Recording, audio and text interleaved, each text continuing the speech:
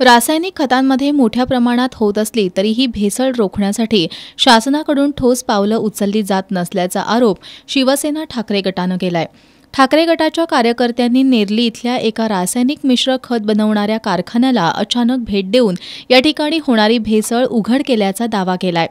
या ठिकाणी कृषी विभागाच्या संबंधित अधिकाऱ्यांना बोलावून याचा पंचनामा करण्यात आलाय। ठाकरे गटाच्या शिष्टमंडळानं या संदर्भात जिल्हा अधीक्षक कृषी अधिकारी अरुण भिंगारदेवे यांची भेट घेऊन त्यांच्याकडे तक्रार केली आहे। खतांमधील भेसळ रोखण्यासाठी भरारी पथक नेमावं तसंच भेसळखोरांवर फौजदारी गुन्हे दाखल करावेत, अन्यथा त्यांना धडा शिकवू असा इशारा उपनेते संजय पवार यांनी दिलाय। चांगलं आणि खराब खत एकत्र करून बॅगा पॅक करून शेतकऱ्याच्या माती मारतात। जो शेतकरी 3 महिन्यापासून 14 महिन्यापर्यंत जी काही आपली प्रक्रिया राबवून सर्व कुटुंब रात्र राबवून स्वतः जीव धोक्यात घालून पिकं मोठी कशी होतील माझी लहान बाळासारखे सांभाळत असतात आणि अशावेळी जर बोगस खत मिळालं तर ती पिकं कशी उगवणार आणि हे कारवाई कोण करणार?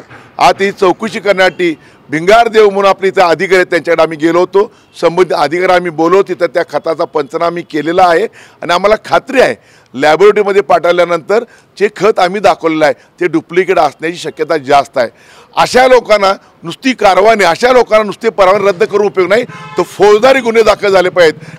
यावेळी उपजिल्हाप्रमुख अवधूत साळोखे, तालुका प्रमुख राजू यादव, विराज पाटील, पोपट दांगट, शांताराम पाटील, दत्तात्रय पाटील, दयानंद शिंदे, रमेश पाटील, कृष्णात म्हाकवे आदी उपस्थित होते।